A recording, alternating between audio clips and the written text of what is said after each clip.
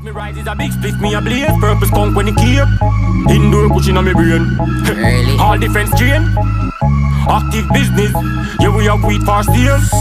For me friend them we locked up. Regular me send weed got jail.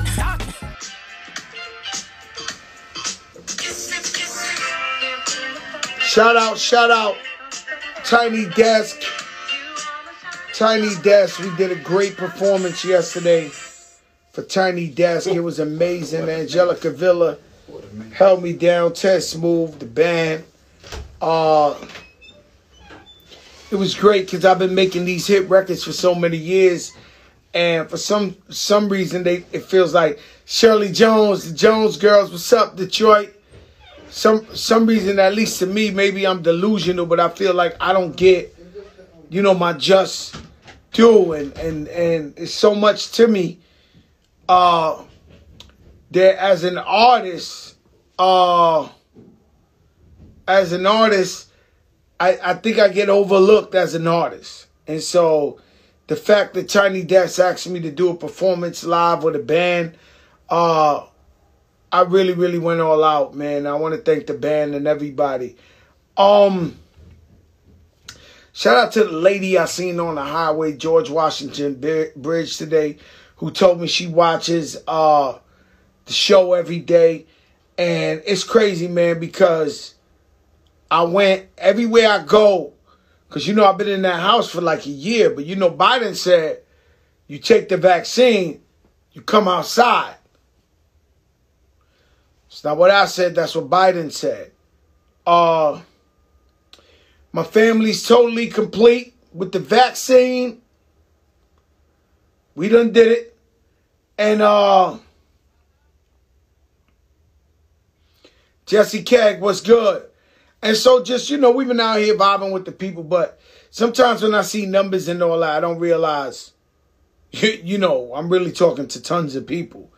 Hundreds of thousands of people, you know what I'm saying? So after we leave it after this, we leave it go on, and then people watch it 50,000 times, 100,000, 500,000. Yo, Toe, what's up? People are actually watching this. But the message is always, the message is always positive and always uplifting. Savvy Davis. You know what I'm saying? Shout out to Rick Ross. He got that blue Bel Air. I'm looking for that blue Bel Air. And so tonight we got a good friend of mine's coming on. And of course we got Ted Smooth finishing it off. And so, we here. And I come on every day, man. I ain't got a life no more. I come on no matter what. If it's a beautiful day, if I'm doing amazing shit, I could go to a Knick game. I could go to this. But I come on here just to uplift the people.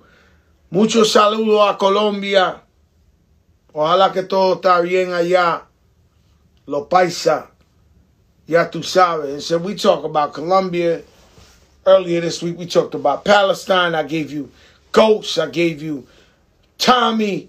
I mean, god damn, man. You guys been fat while we starved on the street. Y'all had a hell of a week. Tuned into the Fat Joe show. Ghost, really Amari, it's crazy because he answers you the question. It's so long, his answer, but he always comes back. It's an artistic answer.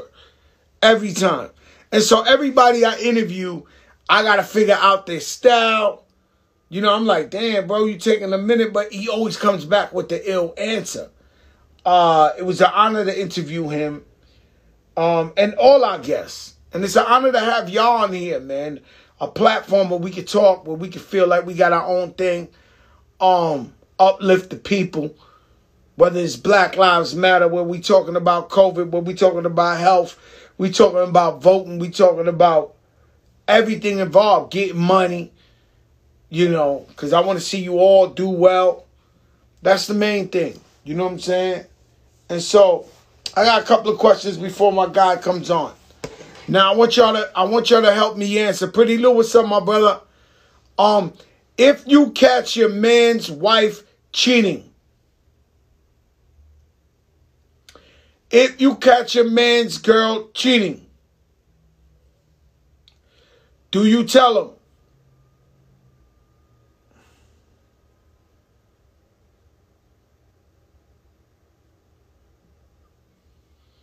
I'm looking at the comments.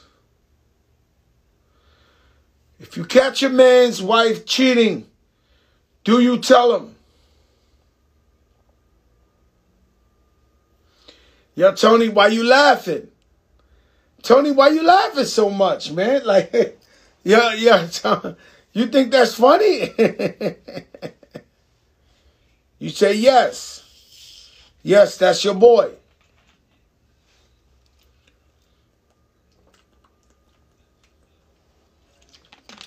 It's crazy, man.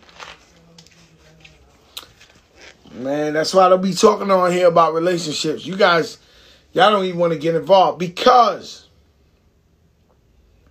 most men say, E. Philly said no. Most men say, yo, if I catch my wife cheating, I catch my girl cheating, I'm leaving her like that. I don't give a fuck, this, that. But it's my experience, and I've been on earth for a very long time with so-called real guys and all that. Where these guys don't leave. So they'll catch them, they'll get mad, whatever happens, happens, but they don't leave. And now you're the bad guy because you told. And obviously, if this woman gets caught and doesn't, she got the power that she don't leave. She knows he's weak, he's not strong. She got him wrapped around her finger. Now she starts fucking with you in his relationships, telling him your man ain't no good, this, whatever. So I used to jump out there and be like, yo, bro, your wife is here now. He said, what you mean?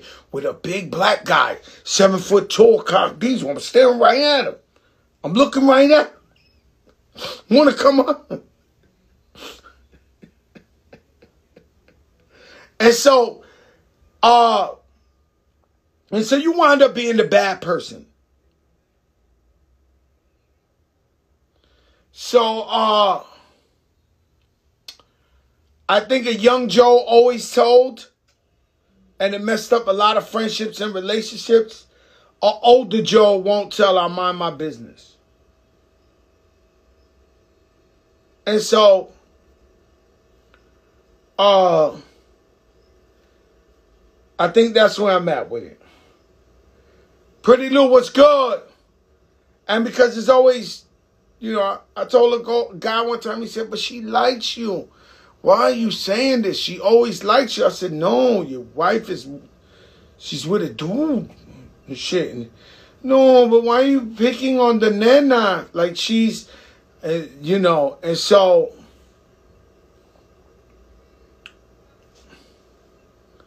And so, I don't know. You know what I'm saying? I tell you all the time, happiness is key. So should you save for a rainy day? Oh, yeah, they always, yo, Tom, she likes you. Why are you telling her? Because she's with the guy, 7 foot tall, that looks like he got the theory down to his kneecap. You need to know this, brother. But listen, that was the younger Fat Joe. The older Fat Joe, I mind his business, And so, YOLO, you only live once. So what I'm saying is, you only live once. Get this. This is really crucial. You have one life on earth. You're gone. People don't never see you come back. Once you're gone. Right? And so you work hard for your money. You did what you think. Are you with the YOLO, you only live once, and you live as good as you want to live? Or are you the type that saves for a rainy day? Let me see the comments on there. Do you save for a rainy day, or do you feel like YOLO? I only live once. I'm going to get whatever the hell I want. I work for it. I don't give a fuck. I'm going to give my family whatever I want. Or are you the type of person that keeps saving and saving and saving for a rainy day?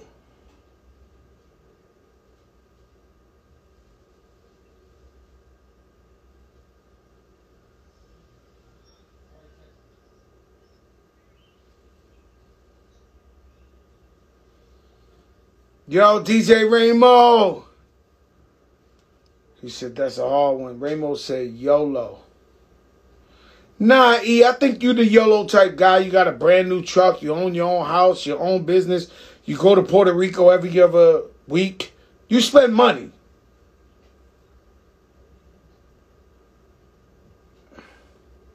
Somebody said I'm 50-50. That's a great answer. Every now and then we jump out the window.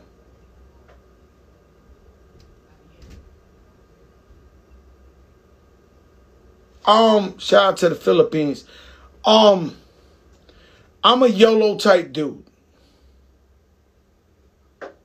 I'm gonna enjoy myself. I'm gonna enjoy my life to the fullest. I'm not, you know what I'm saying? I'm not gonna be here. And so I take care of my family. Yeah, I have a will.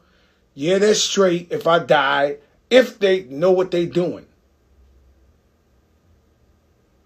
Because you can leave your family all the money in the world. When my sister passed, it was a lawsuit, $2 million. My nephew spent that in 1 year. That's that. It's over. Bummy Records. So you can leave your family money and then they can spend that shit as fast as they got it, and that's that.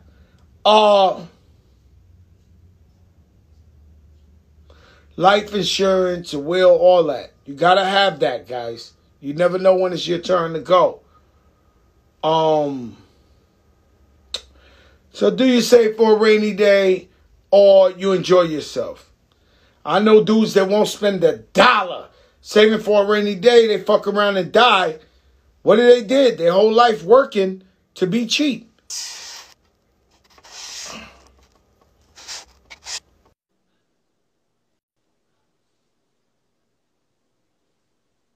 $100. And so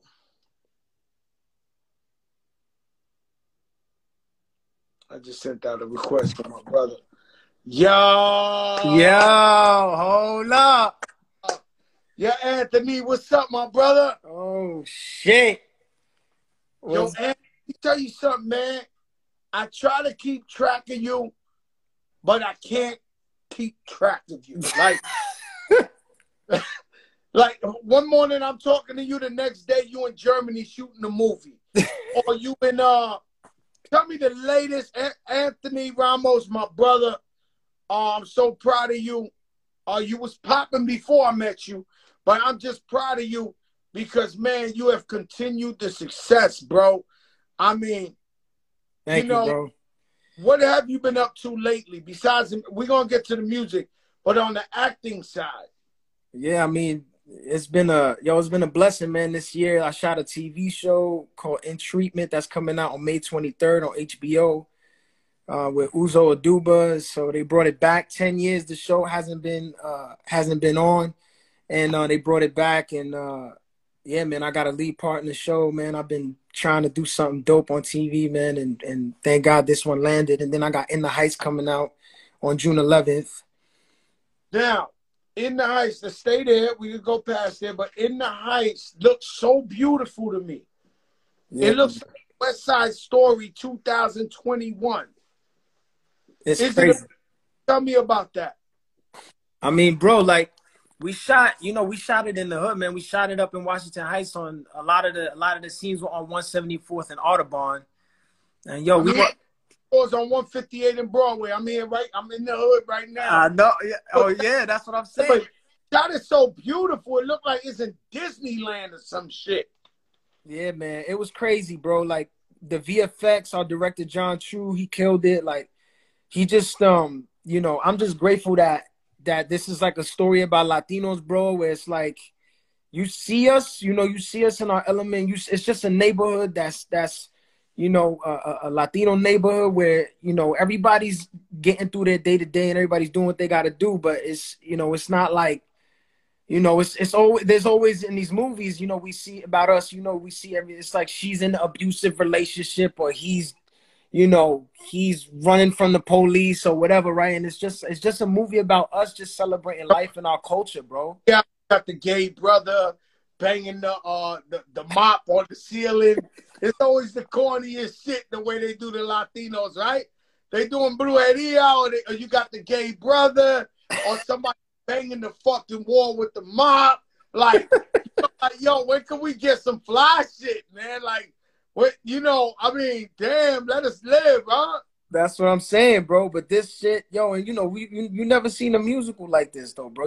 We never seen a musical, especially not on the screen, and especially not a big motion picture like this, man. Where we being represented in this light, man, and we got we did this one number, man, in the middle of this alleyway, in the middle of these 4 buildings, where we talking about raising our flags and alza la bandera and raise the Puerto Rican flag, raise the Dominican flag, raise the Mexican flag, Cuban flag. Like, yo, I'm just talking about this shit felt like an all-out parranda, bro, in this alleyway that they just so happened to get on film. And it just felt like years of, like, not having this opportunity. And, like, almost like the ancestors were, like cheering us on. It felt way bigger than all of us, man, for real. Like, it was crazy. Like, it was one of the best days I ever had, like, just as an artist in general, like, on a set, period. Like, I've never felt that, man. It just felt like years of feeling like, the walls, the doors were closed and we've been knocking on doors for years. And it's like, nah, you're too this or you're not enough that or you talk like this or whatever. Like, it's like, yo, nah, we here. Now, finally, it feels like we're having a moment. They don't understand that. I'm too Spanish for some black people. Even though, don't get it wrong, a lot, black people love me to death, but I'm too Spanish for some black people. Too black for some Spanish people. Yo, so I'm a mutt. Like, but that's some New York shit. Whole life. That's some New York shit, bro. And it's crazy. Like, our culture, we intertwine, right? Hip-hop was born in New York. Black people, Latinos, we came together. Boom, boom, boom. This shit was born. And then people are like, you. It's like, yo, like that. And that, it's like, what I'm grateful for is that I feel like there's something happening right now where people are being more open to, okay, all right, you Puerto Rican from where? From New York? Okay, yeah, I want to hear about that, as opposed to like judging or whatever, or okay, you this from, you know what I'm saying? Like sometimes. Yeah, sometimes they call me a culture vulture, appropriator. I'm like, bro, you obviously ain't go to Forest Projects and grow up with me, boy, because you will cut that shit you talking fast. Like you obviously don't know where the fuck I grew up at. And so the moment I fell in love with you, I didn't know you, but when you won that award for Hamilton and you threw the flag up, I remember loving seeing Wyclef throw up the Haitian flag when they won the Grammy. And then you came with the Boricua flag. Was that planned? Was that spur of the moment? Did you say, if we win, I'm flexing up here? Like, so we were backstage. And so we shot that joint from our stage at the Richard Rogers Theater. And Lynn goes to me. I'm standing next to Lynn backstage. He's like, yo, bro, if we win, he pulls the Puerto Rican flag out of his costume. And he goes, yo, we win. You want to throw this up? It's like, bro, that's not even, say less. It's not even a question. Yes. Yo, they called our show, bro, immediately. And it was crazy. I didn't throw it up because I was trying to do it. I just threw it up because literally, bro, the pride in my heart. Like that Grammy, I don't even have my Grammy. My mom got my Grammy. But, bro, like if you would have ever asked my mom's years ago if her son was going to win a Grammy, those dreams or whatever, that shit is a few and far between, bro. And it's like a Boricua from New York, like that shit, I was just like. Let me get this light real quick because we got one of these fancy lights that are. You got the motion joints? Yeah, we got the motion that says, yo, you wasting energy, you know. That's it. Con Edison still comes for you. Your mom's such a beautiful lady, man. Your whole family, I spent a lot of time with them. I love that you guys support each other so much. You know what I'm saying? And crazy, we was out there in Puerto Rico. She's got to have it where we had to dive in the water 7 times. Remember that shit? Your whole family was out there. Yeah. I think it brought me good luck. Yo, bro, but that was, that moment I'll never forget too, man. I didn't even expect you to get in the water, though. I was like, yo, Joe ain't getting in that water. There's no way. So I need you in the water. I was like, come on, Spike. He was like, nah, you got to do it. And then I'm thinking myself, I said, yo, it's a tradition. Maybe I'm going to get good luck. Like, I think it got me good luck. Bro, that water was warm too, man. I tell you, bro, like, yo, them, the traditions, man, and it was special, man. That was a special shoot, bro. Like, I don't know about you, and I don't know how it was for you, like, personally, but for me, man, us being on the island and us having the opportunity to tell that story in that way, bro. I remember Spike calling me in the morning. Spike called me at like 8 in the morning. It's like, hey, Puerto Rico, I want to help. Let's go. What do we? And I had just gone to Puerto Rico after Hurricane Maria. And I was just, man, I was just inspired by the people, man. I was inspired by the people. I was inspired by the resilience. We went to me and a few friends I was out there with. We went to this, these kitchens. They were doing these community kitchens out there. And what they were doing, people coming in and trading food. If they had rice and beans, they were trading the rice and beans for meals and stuff like that. People were just coming and trading food. And we went to Humacao to just help out in the community and, whatever they needed us to do that day. And this woman, the first thing she says to me is like, "Tiene hambre." The first thing she says to me, and I'm like, yo, we came to help you. And she was just like, and I was just moved, man. I was just like, damn. I was like, word up. And I went back home and told Spike. I always believed in you, but I really see big things in your future, man. Like really, really, really, really, really. I've always felt that way. But you're very driven. What is it about you? What makes you so driven that you won't stop and you keep working and you keep going, you keep fighting? What is it? What is it that drives you and gives you that motivation? Honestly, man, I think it's growing up with, nothing, man. Just fucking struggling, bro. Like, we grew up, our family, there was drugs and alcohol, and, we were growing up in the projects in Bushwick, and my mom was raising 3 kids on her own, barely making 30 G's a year. That's before taxes. So it was like, it was rough, bro. This shit was hard. Like, we ain't had nothing. It was funny. My mother used to say to me, too, when I was like a kid. She used to say, and I wrote a verse about it on my first album. It's like my mama said when I was 6 years old, I would always sit by the window. I would always say the city's way too cold. I wish there was another place I could go. She would ask where, and I would say where, anywhere. Tell me where, because I'm scared if I'm here, then I'll never see paradise. I just want to see paradise. So I had to leave to see how good I had it. And it's like, would you have me if I come back home? And it's like, it was like I had, like she said, I used to sit at the window at 6, and I used to be like, Mom, I don't want to be here anymore. And she would laugh and be like, "Ha, Papa, where you want to, what are you talking about? Where do you want to go?" And I would tell her, I was like, I don't know. And it wasn't that I didn't necessarily want to be there, but it was just that I, like, in my mind, she said, you dreamed of being in the, I tell this story all the time. When I was like 12 years old, I was telling my man Louis, and I didn't know no better, but I remember I was sitting in the projects, in front of the projects with him. And I said, I'm going to get rich or die trying. I was like, yo, I'm not this poor shit. Shout out to June Torres. That's Louis' man. He just commented, yo, June Cortland. Louis from Cortland. I said, yo, bro, like, I'm not this poor shit. It's not for me, bro. Like, I'm not going for this shit. And I was so young, I didn't even have motivation. We didn't have no Instagram. We didn't have no videos. We didn't have nothing. I just knew, yo, I got to get to it. You know what I'm saying? And and so what I heard something about Transformers, shit like that.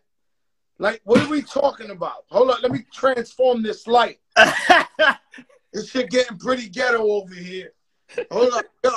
So tell me something about Transformers. Tell me something about Transformers. And is it true that it's true? It's true. I'm here right now. I'm in Montreal, man. I start shooting in 2 weeks, man. I'm in my 11th day of quarantine. I'm in this house right now. I'm you know. Yeah, they keep you in there for 14 days, huh? Almost 14, man. Almost 14, and yeah, man. Shout out DJ Clark Kent. What's good? Yeah, huh? My man, my man. What's up, my brother? Brooklyn's in the house. I know. Let's go. He shot out the new record. That's what's up.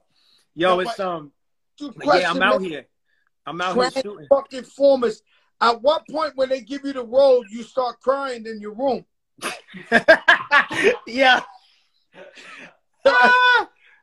If they pick me, Fat Joe, right now, 2000 with Transformers, I go in the bathroom and start fucking crying, bro. Like, I just start crying. Like, at what point do you say, what the fuck? I'm on Transformers. Yo, I couldn't believe it, bro. To be honest, when they told me my team was like, yo, they really thinking about you for the lead in Transformers for the next like few movies, and they really looking at you. I was like, yo, word. And then it became real.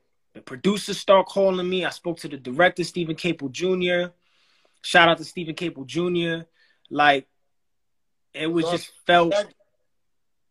God bless Stephen Capel Jr. Yeah. Bro, it's crazy, bro. And like, we just got up on this Zoom. We started talking, and I was thinking about it for a while. I'm thinking about it. I'm like, they sent me the script, bro. That shit is crazy, bro. This is some shit I can't. Richer than me right now, and you gotta be richer than me by now. Joe, I'm just trying to pull up next to your yacht. I'm just trying to pull up right next to you and be like, don't worry, I'm coming over. Yo, Ed, boy, yo, you crazy. Yo, you might be the next Walter Mercado on this shit, man. If you told me, yo, I believe I might follow you. Like, okay, what did Anthony say? Yo, god damn, bro, you got some luck. And but you earned it. I went to one of your concerts in Brooklyn. Yeah, back in the day, one of my first ones. You had a teacher there. I did. Tell a story about your teacher and how she believed in you. Yeah. Right? Yeah. Like, tell people, because sometimes, the teachers, man, they don't get no money. They don't get no credit. They don't get no this. But here you are, big superstar, movie actor, making music, and you take the time out to embrace and acknowledge your teacher. Tell us about her, because that's important. She was a blessing. I mean, she is. She's still one of my closest friends and one of my mentors, man. And she, I was in high school when I was feeling pretty lost. And it's crazy. Like, I started coming to realizations about shit that I didn't even realize was fucking my head up. Like, from when I was a kid, just shit that I never dealt with. And I started getting help in school. Like, I had a counselor, and for the first time I was getting therapy for the first time. So that shit was crazy. And I wasn't used to talking about these things that I had gone through, and I didn't even know how much trauma I had been through until I started talking about it out loud. And this teacher, man, like, I auditioned for what I thought it was a talent show in school, because I was playing baseball in high school, and I was like, I want to sing. I was always that kid in the family that I could always sing, but I never had like training or anything like that. Or like, I wasn't, but I was, my mom's was always just like, Anthony, sing something from Hector Lavoe, or sing something from, sing The Temptation, because that was my shit. And you know, I'd sing a song or like a Smokey Norfolk song or something. And in high school, I was like, damn, like I really want to sing. I want to do some shit with. But you know, I was only playing ball. And then I hear this announcement on the loudspeaker: come audition for this thing called Sing. And I didn't know what it was. I thought it was a talent show. I was like, all right, let me go, you know, sing a little song and shit, see what happens. I go and sing, and then this what you call it? This teacher, Sarah Steinway, she goes, okay, do these lines. And I was like, nah, miss, I don't do that. What do you mean do these lines? She's like, no, here, just read these sides. We're doing a fucking, you know, we're doing a play. It's a musical. I was like, all right, bet. I do the lines. Yo, a few days later, they gave me a lead part in this musical. And I was just like, I was shocked, man. Like I didn't expect it. I got on stage, bro, and I do this musical. And I'm like, damn, this shit feel good. Like, I feel like I belong on this stage or whatever, you know what I'm saying?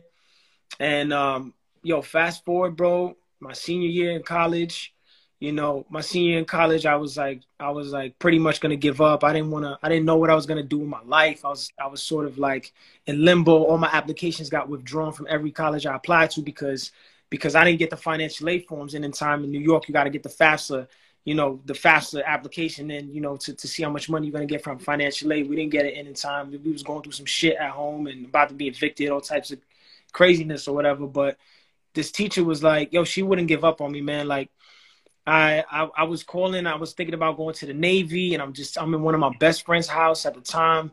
And I'm just in this room, and I'm like, yo, you know, I'm like, just like yelling and screaming. And I'm like, yo, I'm going to the Navy. I'm out. I can't take this shit no more. I'm tired of this. I'm tired of living like this. I'm tired of And he actually said to me, he said, yo, you were in my room, bro, screaming, I'm tired of being broke. I'm tired of being broke. I'm tired and he calls her and says, hey, look, Anthony's in my room right now. I don't know what to say to him. Like, can you just talk to him? I get on the phone and she's like, yo, come to my crib right now. And I walked to her apartment. Well, I went to her brother's crib because she met me there. She you know, she might still a teacher at the school. She didn't want to meet me at her spot. So she meets me at her brother's crib. And she's, I'll never forget it. I walked through the door and there was a round table straight ahead. And I walked through the door and I see her at the round table. And I'm like, all right, bet. And we sit there and we start finishing the application for this one school that she asked me to audition for. She said, bro, I want you to audition for this performing arts school in New York called AMDA. I was like, I'm never going to get in there. Like, I don't want to, you know what I'm saying? I don't want to waste my time. I don't want to waste your time. And she's like, bro, we're going to give it a try.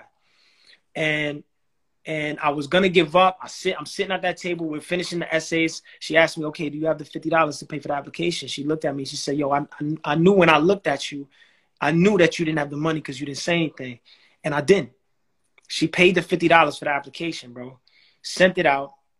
She helped me with all the audition material, everything. I get into the school. I get the financial package. I get the package. It's like all, you know, the whole package is looking all nice and shit. It's campus life, and they showing you everything and all the things the school has to offer. And I'm getting all hyped. And always when they put the shit in the back is how much the school's going to cost. And I see how much it's going to cost in the back, and I see how much the loan is going to be. And I'm like, yo, I can't afford this.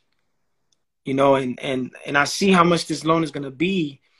And my mother kept saying, don't worry, Papa, God's going to make a way. Don't worry, Papa, God's going to make a way. And I was making jokes like, all right, yo, but I need God to make a way quick because let me tell you about these deadlines.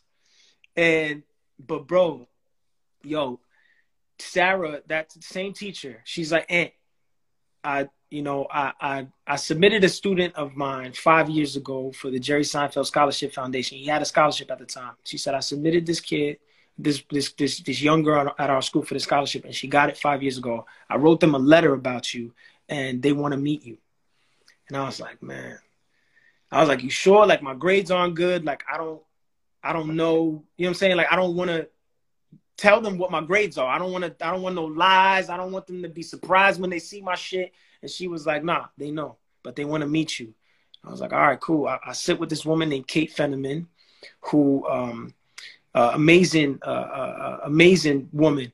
And I sit across from her and I just like share my story. I said, look, man, this is what my life is. And I'm not even gonna lie to you. Like, I grew up, again, drugs, alcohol, this, that, blah, blah, blah. I was like, But I said to her, I said, yo, look, my grades are not a reflection of me. I said, I just need a shot.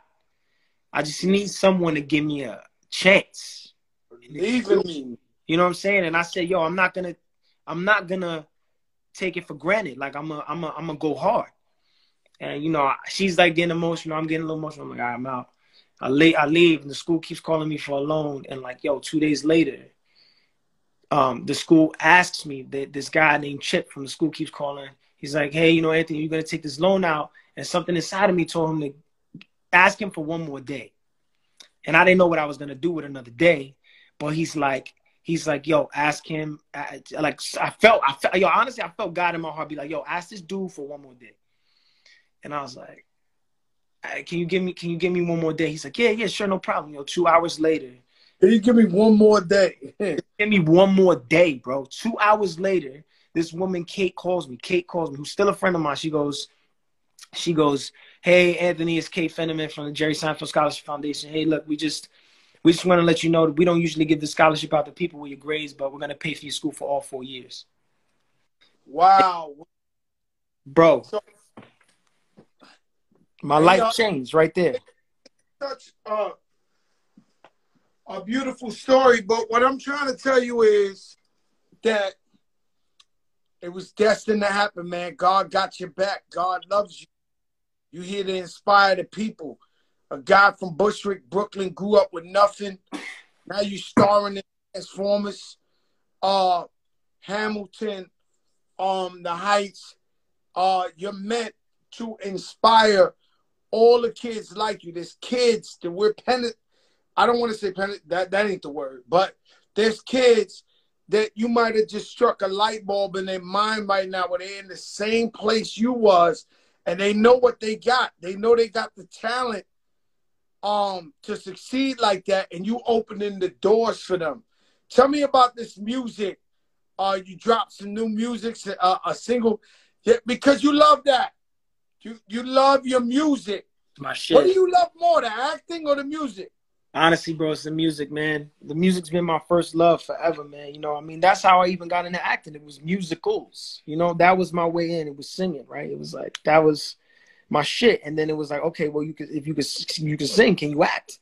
Because that's what this is. These are musicals. And then, you know, then the movies came, and then, you know, I saved up enough money to get a studio in LA. I remember it was 2017.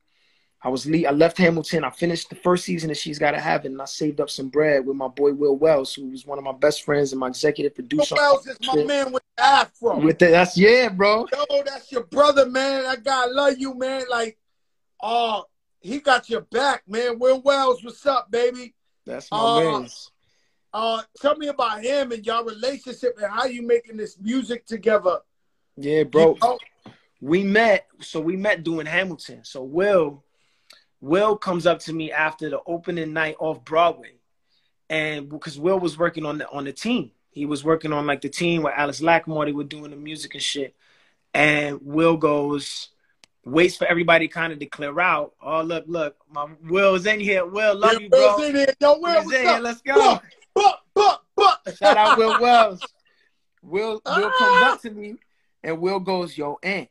He's like, yo, everybody over here is talented, bro. But he's like, you special. And I was like, what? I was like, yo, good looks, bro.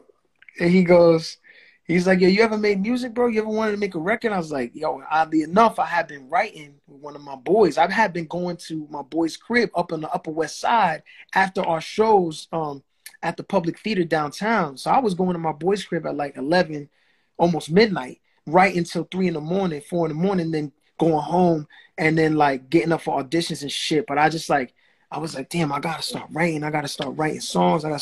Will's like, yo, let's get together. And I didn't even know Will had skin in the game. He was working with LMFAO, and then he was going on tour with Imagine Dragons. He had worked with Quincy Jones. He was working with mad people. My mans was just in the cut, chilling.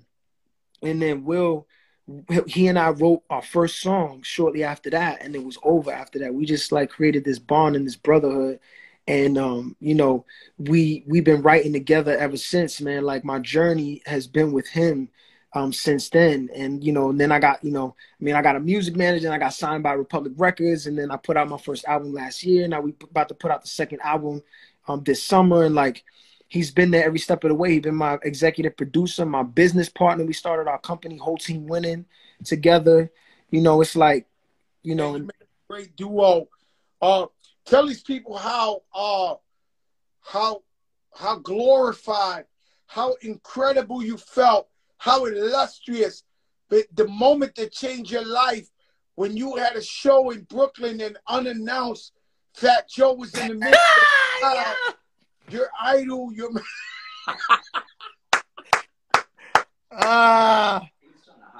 I was hyped. I was hyped though. I didn't know you was coming, bro. You didn't even know I was out there. Yo, you was in the cut, bro. And my I homies, see you for real. My friends were like, yo, you know Fat Joe's here? You know, I was like, yo, Joe came to the fucking show. He was like, yo, you was chilling in the cut. I think he was wearing a black shirt. You was I came right off the airport. I said, yo, fuck that, man. He in New York. I'm in New York. I'm going to see my brother. You killed that shit, man. Yo, listen, tell them about the new song so where they can find it and all that. Yeah. We might let DJ Ted Smooth get on. Matter of fact, say it so we can get Ted to play the shit. Tell them the name of the song. Let's go. The song's called Blessings. New song, Blessings. Go get your blessings. That's all we need right now, too, after this pandemic. Just blessings. Yeah, I love you. I'm so proud of you, man. I hope you do Transformers for the next 20 years. Don't forget me, man. Don't forget me, man. Yo, I appreciate you so much, man. Thanks for having me on the show, bro. I love you. Tell your girl I said hi. I will, man. Your brother, your mom's. My brother right there, man. My brother over here chilling. Yo, Joe. Yo, bro's there. Yo, bro, you in quarantine? I'm in lockdown. Oh, shit. I'm in lockdown. We in the fucking mix. Day 11. We almost there. You're almost there. 3 more days. Let's go. I feel like him right now. Ah!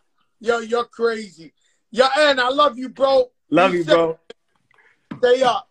You too. Boy, I tell you, boy, one of the greatest guys in the planet Earth, Anthony Ramos, one of the greatest guys in the planet Earth.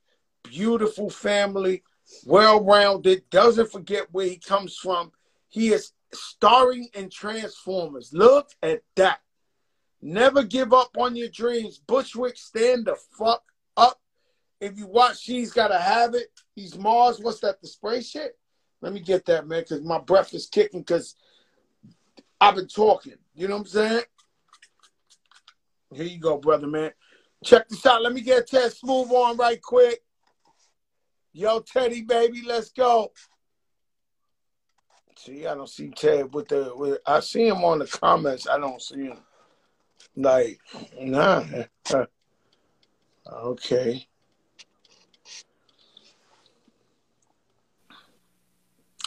Yo, Ted.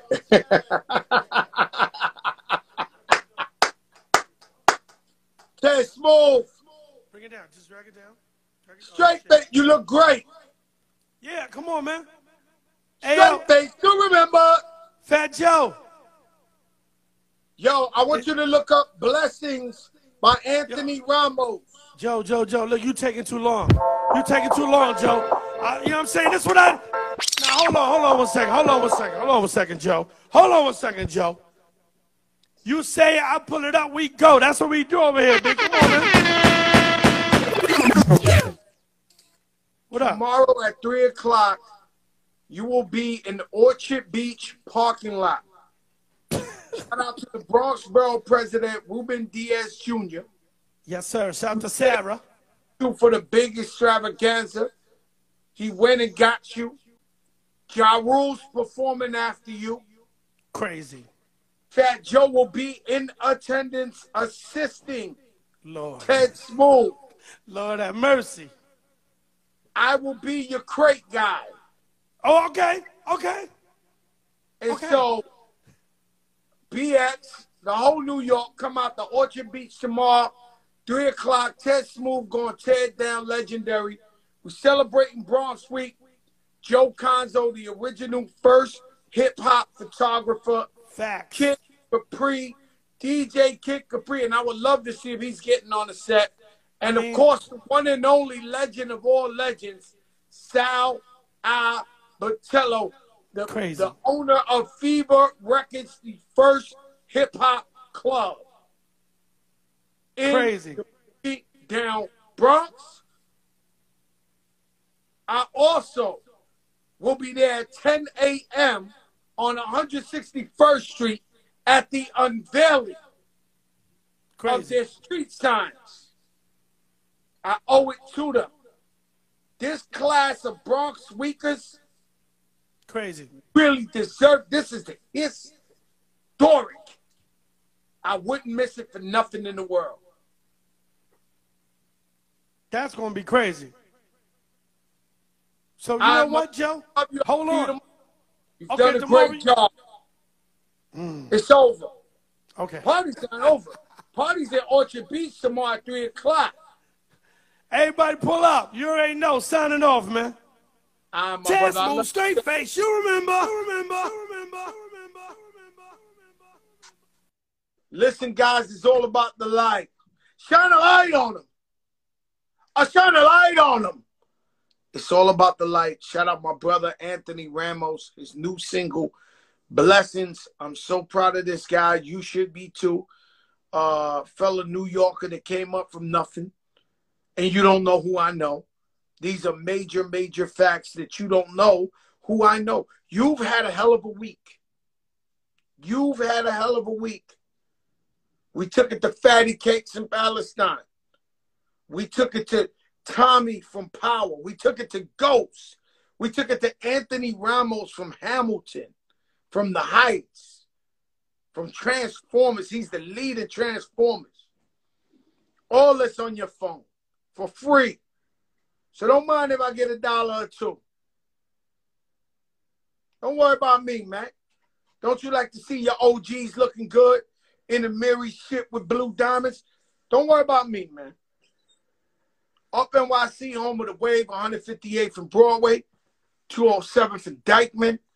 If you want the latest and greatest, that's where it's at. Let your darkest moments bring your most clarity.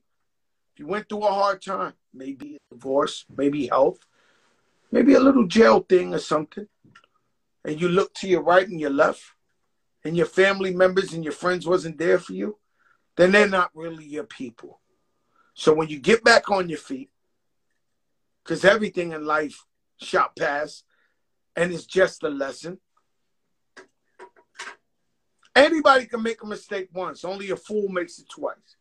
Put God first. Yes, it is the interview guy. Artie Clay, I miss you. I love you. DJ Khaled, #1 album in the country. Y'all know what this is. It's always and will always be Terror Squad. We the best. And so, put God first. Good times and bad times. Pretty Lou, I love you, bro. I'll see you soon. All right, y'all, it's the biggest in the game. Peace.